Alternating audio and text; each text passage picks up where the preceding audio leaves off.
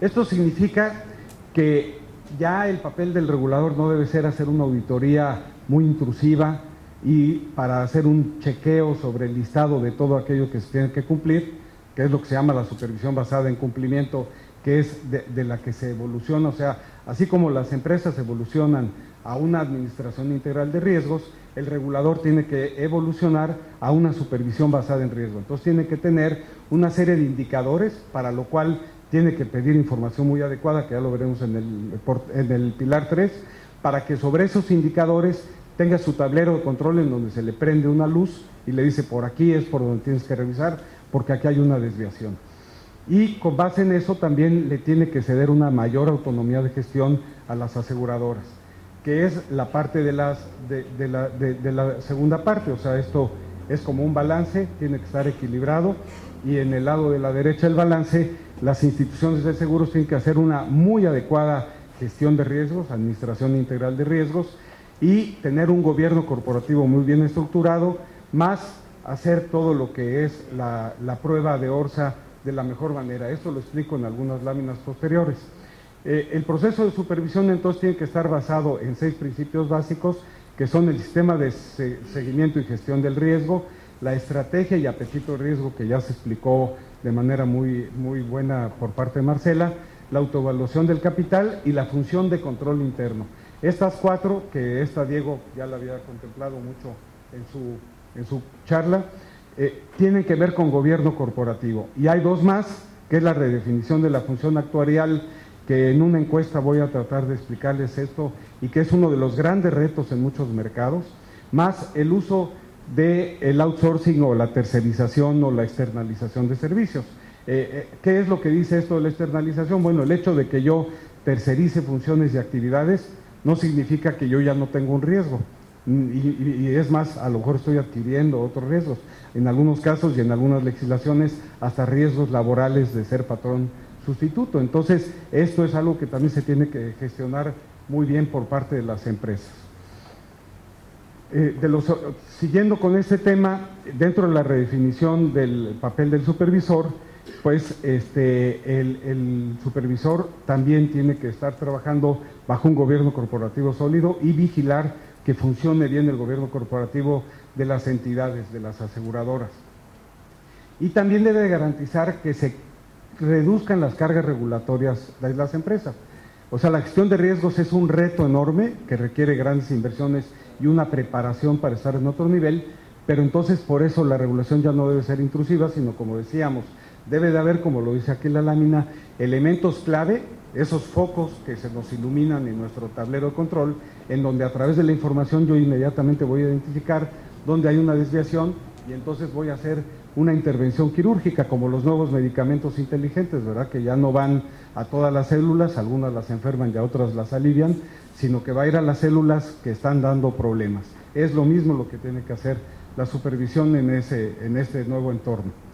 Ahora, ¿qué es lo que tienen que hacer los directorios, el director o gerente de las empresas en cuanto al manejo del control interno y también el papel que deben de tener los auditores internos y externos?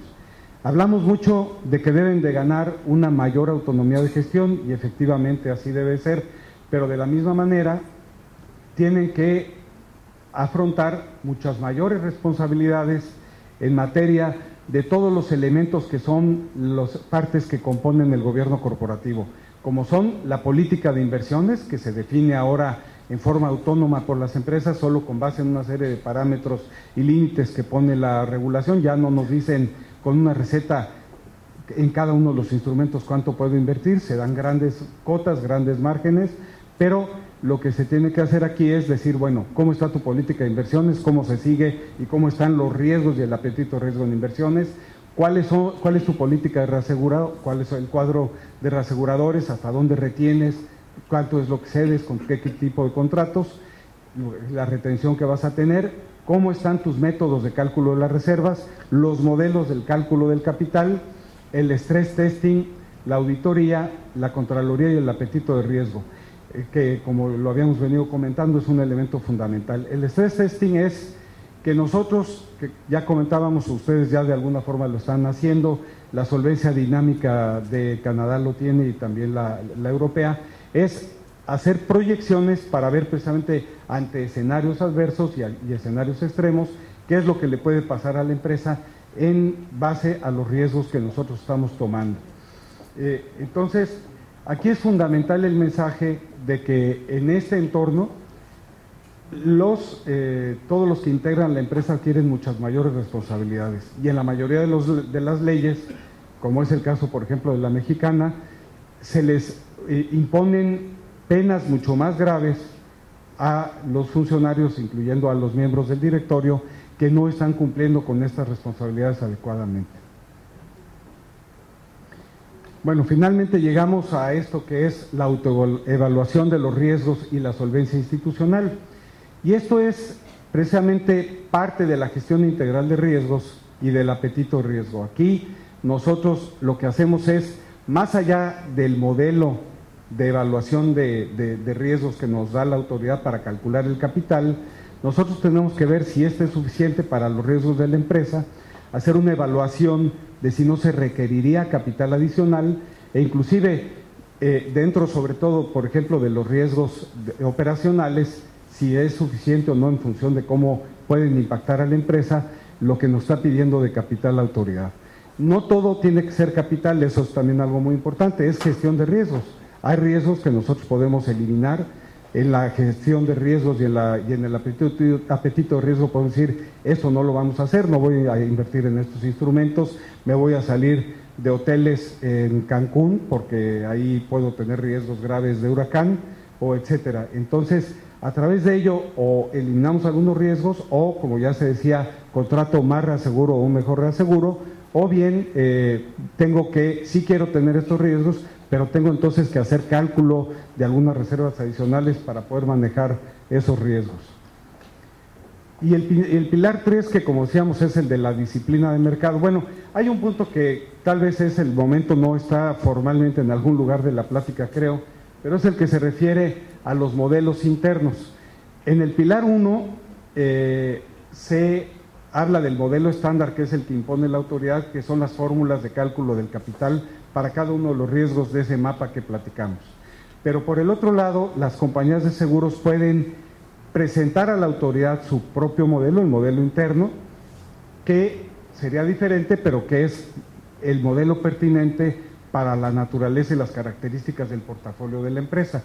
Y esto se está haciendo mucho en Europa, ya lo platicaremos a través de las encuestas, pero es algo que también tienen como opción las empresas y además en un momento determinado la mayoría de las reglas en Solvencia 2, por ejemplo es el caso de México, es el caso de Europa, para manejar los riesgos, el modelo interno no es necesario que sea para todos los riesgos, puede ser para algunos de los riesgos nada más. Bueno, decíamos, la disciplina del mercado, como ya lo decíamos, son las informaciones que tiene que diseñar el regulador para que le rindan todas las compañías de seguros para hacer esas intervenciones en su diseño de tablero de control, de sus focos rojos y amarillos, y por el otro lado también la información que le debemos de rendir al público.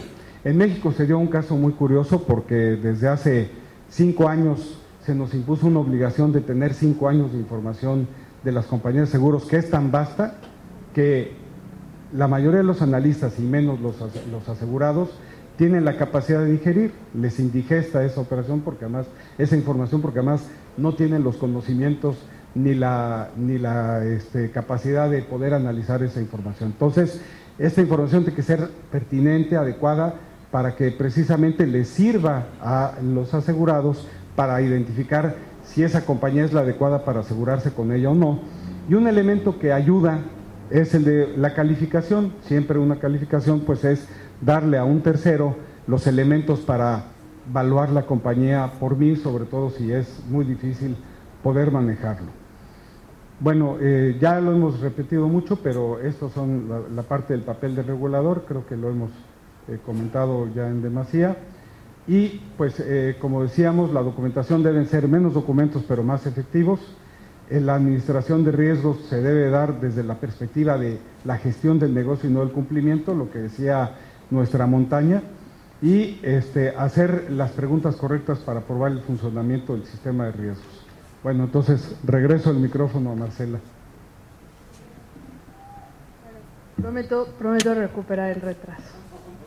Recaredo hizo un buen trabajo. Porque además lo que va a presentar Recaredo está muy interesante, la parte de las encuestas. Yo voy a regresar a encuestas. Ya nos platicó Recaredo qué es Solvencia 2, qué está pasando en la Unión Europea. Ahora yo les voy a platicar con las encuestas y qué dicen las compañías de seguros de Europa de todo esto, ¿no? Entonces, aquí esta gráfica es buena porque en el 2006 les preguntabas, oye, ¿crees que les va a aumentar el requerimiento de capital? Y el 14% decía, solo el 14% dijo sí, las demás no. En el 2012 el 60% esperó un aumento de capital. Entonces, conforme se empiezan a aterrizar las reglas y empiezan a entender mejor cómo van las cosas, se empezaron a dar cuenta que todos estos cambios, o al menos la percepción del 60% de las compañías encuestadas, es que va a aumentar el capital. Las compañías grandes en un 39% esperan un cambio pequeñito y en comparación con las medianas y pequeñas que solo es un 21% las que esperan que el cambio sea pequeño. Otra reacción muy interesante es que ¿qué consecuencias o cuáles van a ser las principales consecuencias de la implementación de Solvencia 2 en el mercado? El 63% de las compañías dicen va a cambiar el apetito de las compañías por ciertos productos, por vender ciertos productos. Y en concreto están hablando de anualidades y garantías y seguros de vida de largo plazo. O sea, empiezan a hacer productos que la gran mayoría de las compañías de seguros no van a querer seguir comercializando. ¿Por qué? Porque les requieren mucho capital. 58% esperan que haya un incremento de precios en general. Consolidación, eso empieza a bajar. En la encuesta del 2010, el 57% esperaban consolidación, ahora 55%, un poquito menos. Pero lo que bajó considerablemente es compañías que esperan que se necesite mayor capital. O sea, y esto, que Recaredo es un buen punto, no hablamos mucho de los modelos internos ni del quiz. Otro factor muy característico de la implementación de Solvencia 2 es que a lo largo del desarrollo de esta regulación se han venido haciendo pruebas en el sector de cómo les impactaría este cambio, que son los famosos quiz. ¿Qué quiere decir? Quantitative Impact Study. Entonces, si mañana entra Solvencia 2, ¿cómo te pegaría en tus números? ¿Cómo subiría tu capital? Y ya han hecho 5 pruebas de este tipo. Entonces, obviamente cada prueba viene mucho más cerca de lo que va a ser la realidad. Entonces, conforme se han venido haciendo las pruebas y más compañías participan, empiezan a darse cuenta que con el capital que tiene seguramente va a ser suficiente. Lo que sí es un hecho es que el margen de solvencia se va a reducir. Y esta lámina es también sumamente interesante. Cada vez, conforme se acercan a terminar el nuevo sistema de regulación, el modelo interno que platicaba Recaredo, que empezó siendo muy popular, todas las compañías decían, yo voy a tener mi propio modelo para calcular capital, cada vez son menos las compañías que pretenden tener su modelo. Entonces, por ejemplo, para medir los riesgos de seguros, en la encuesta del 2006 el 88% planeaba tener su modelo propio, y solo el 64% lo pretende hacer ahora. Otra que ha bajado enormidades es el riesgo operativo. Del 51% que pretendían medir con sus propios modelos su riesgo operativo, solo el 36% lo piensa hacer. Y ahora hay un 21% de compañías que dicen que no va a usar ningún modelo interno, contra un 2%. ¿Por qué?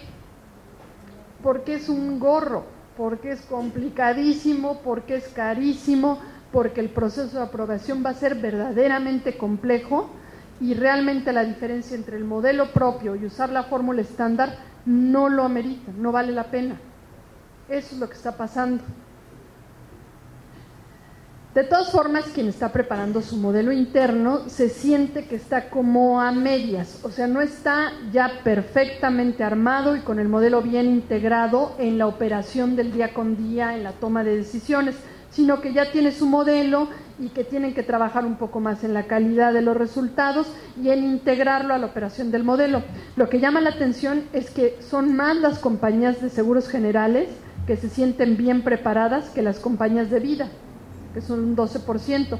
Y eso también se explica porque los modelos de vida son muchísimo más complejos que los de seguros generales.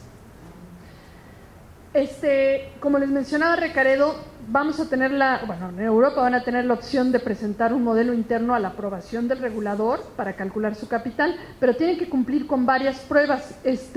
Estas son las pruebas que se tienen que cumplir, que es una prueba de uso, es una prueba estadística, de calidad de la información, documentación, etcétera.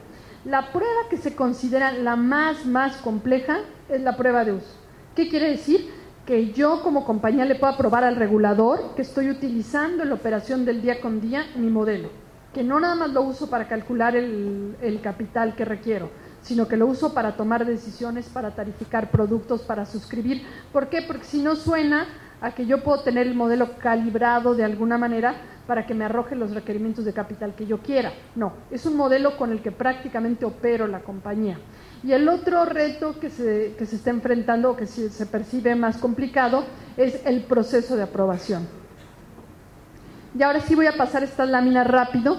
Estas láminas hablan de los resultados de la última prueba de impacto en Europa. Y así en términos muy generales, ¿qué pasó? Bueno, se ve que con Solvencia 2 obviamente va a subir el requerimiento de capital, va a bajar el margen de solvencia,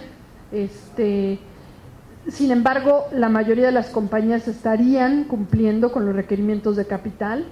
Se percibe que el modelo va a ser mucho más complejo de lo que se esperaba, que la famosa fórmula estándar, la compañía que no quiera tener su modelo propio va a tener que ceñirse a una fórmula estándar establecida por la regulación. Esa fórmula no va a ser tan simple, eso es lo que se percibe, que las compañías se han venido preparando mucho en la parte cuantitativa, pero muy poco en la parte cualitativa, y que tienen que mejorar, que falta mucha capacitación, sobre todo a los miembros del consejo, del directorio de las empresas, para que entiendan que este no es un ejercicio solo de cumplimiento regulatorio, ni es un ejercicio del área actuarial, y que también tienen que buscar alternativas para optimizar requerimientos de capital y no jugar en desventaja, ¿no? No es lo mismo la compañía que necesita el 40% de sus primas para operar que la que tiene 10% de sus primas. Entonces las compañías van a empezar a volverse más creativas en ese sentido. Otra preocupación es que, aunque Solvencia 2 más o menos maneja los mismos conceptos que la contabilidad internacional, los estándares internacionales, el problema es el más o menos, no son idénticos. Y esto sigue llevando a tener diferentes contabilidades. Y rápidamente, ¿qué otras cosas se están dando alrededor de Solvencia 2 en otros países? Y empiezo con una frase del que se considera el papá de Solvencia 2, que dice: no es que todo el mundo tenga que aplicar Solvencia 2, sino que lo que sí deberíamos buscar es que todos los países tengan un régimen basado en riesgos para poder uniformar las reglas del juego. Entonces, en Solvencia 2 se va a dar la posibilidad de que los diferentes países, o los países que están fuera de la Unión Europea, sometan sus regulaciones a revisión, y si la Unión Europea considera que se apegan o están alineadas con Solvencia 2, aquellas multinacionales con operaciones en esos países les va a permitir operar de acuerdo a la regulación de aquellos países que están fuera de la Unión Europea. Entonces, esta evaluación la van a iniciar ya para Australia, Chile, Hong Kong, Israel, México, Sudáfrica y Singapur. Si se encuentra que hay diferencias significativas, se les va a dar un periodo de transición para que hagan las modificaciones correspondientes. Brasil, China y Turquía acaban de iniciar conversaciones para hacer esta evaluación, y Estados Unidos por lo pronto dijo: yo no, yo en cada estado tengo un regulador diferente. Sin embargo, va a haber una comunicación muy estrecha para que nos sintamos alineados. De hecho, en Estados Unidos, un cambio que ya se dio y que incluso ya entró en vigor, o ya va a entrar en vigor, es la famosa autoevaluación de solvencia. Entonces, el ORSA que mencionaba Recaredo, que es una parte importantísima de Solvencia 2, en Estados Unidos ya es un requerimiento para todas las compañías con más de $500 millones en prima, en forma individual, o $1 billón en conjunto para los grupos.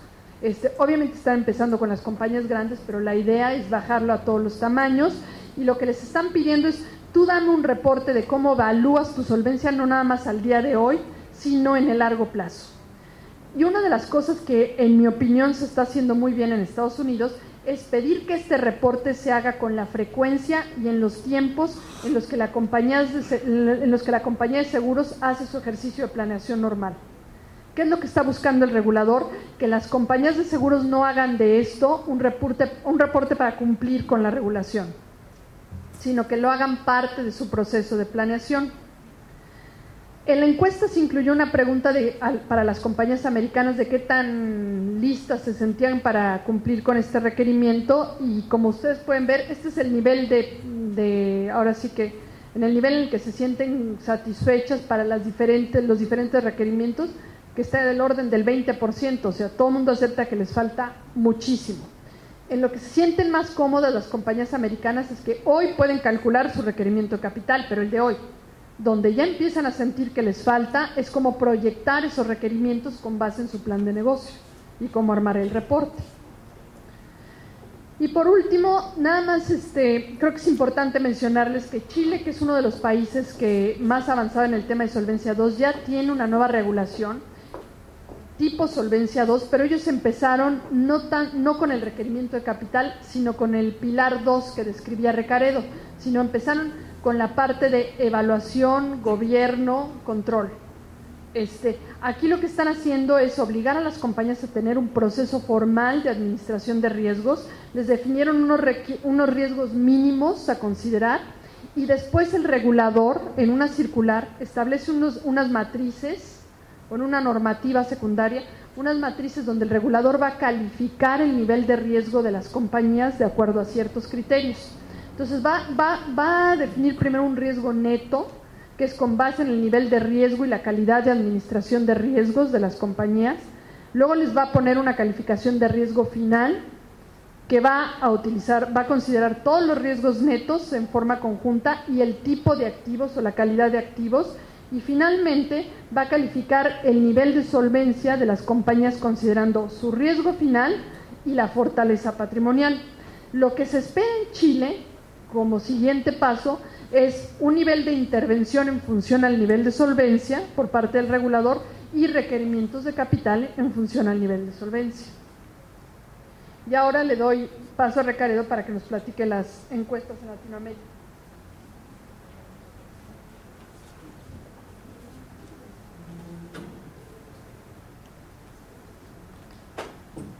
Bueno, antes de pasar a las encuestas, quiero dar algunos comentarios y láminas que tienen que ver con algunos antecedentes que nos permiten ubicar cómo están las cosas, porque a final de cuentas las encuestas son perceptuales. Entonces hay algo de investigación directa que hemos hecho para ver cómo está la realidad de las cosas en cada uno de los países. Aquí hay una situación muy interesante. Fides está compuesto desde su última asamblea por 20 países que lo integran, y de esos 20 países, 14 han tenido o están de forma muy reciente, o sea, de 3 años para acá y en los 2 años por venir, han tenido procesos de cambio de sus leyes o de reglas. En algunos casos tienen que ver con solvencia, otras no. Por ejemplo, tenemos leyes muy recientes en Guatemala, Panamá y Venezuela que no contemplaron la parte de solvencia. En el caso de Venezuela se concentraron mucho a poner mucho énfasis, por ejemplo, en el que tiene que haber siempre un broker o un intermediario para la comercialización de seguros. En Panamá hicieron lo contrario, rompieron el monopolio de los corredores después de mucho tiempo y se metieron un poco con las reservas. Guatemala igual mejoró un poco el modelo de solvencia y el de reservas, que era solo un porcentaje sobre las primas, que es algo pues que ya muchos países superaron. Pero en los demás casos, si ustedes se fijan, quitando estos 3, o sea, de esos 14, ya hay 11 países que de una forma u otra están empezando a trabajar en la parte de solvencia. Entonces, como decíamos antes, una gran discusión puede ser si debemos de ir o no al modelo de solvencia 2, pero pues es como muchas cosas, finalmente es una tendencia a la que más tarde, más temprano se va a llegar, y por eso hay que prepararse. En algunos casos estos cambios se están haciendo de manera integral a través de leyes, y en otros casos se están haciendo a través de normas que van saliendo en forma parcial, como es el caso de Brasil. Brasil, por ejemplo, ya tiene que calcular sus reservas como va a ser la obligación en Europa, ya desde hace 1 o 2 años, a través del Best Estimate Liability, o sea, con estos métodos prospectivos. En el caso, por ejemplo, de Colombia, ya tienen algunos riesgos, como es el riesgo de portafolio, algo de riesgo de contraparte, y también metieron gobierno corporativo. Chile hace poco metió el gobierno corporativo, pero en efecto está por concluirse la ley que comentaba Marcela. Entonces, estos son los procesos que se están dando en América Latina. Un poco para dar este tema, ya es un hecho que en Europa, Solvencia II, por lo que ya conversábamos de la crisis, empieza el 1 de enero de 2015, no del 2014 como estaba establecido, y es altamente probable, y por eso aquí nos atrevimos a ponerlo, estamos dispuestos a jugar apuestas. Digan ustedes dónde ponen ustedes sus momios, pero queremos que entre el 1 de diciembre de 2016 por lo menos. En Chile, como decíamos, les van a dar plazos de instrumentación de 3 a 5 años, y en complemento a lo que muy bien decía Marcela, ellos hicieron un convenio con recursos del Banco Mundial con la Superintendencia de Canadá, y por eso es que van a irse mucho al modelo canadiense, que ese, por cierto, existe ya desde hace varios años, igual que el de Suiza. En Colombia y en Perú, como ya comentábamos, se han hecho cosas muy peculiares. En el caso de Perú, por ejemplo, empezaron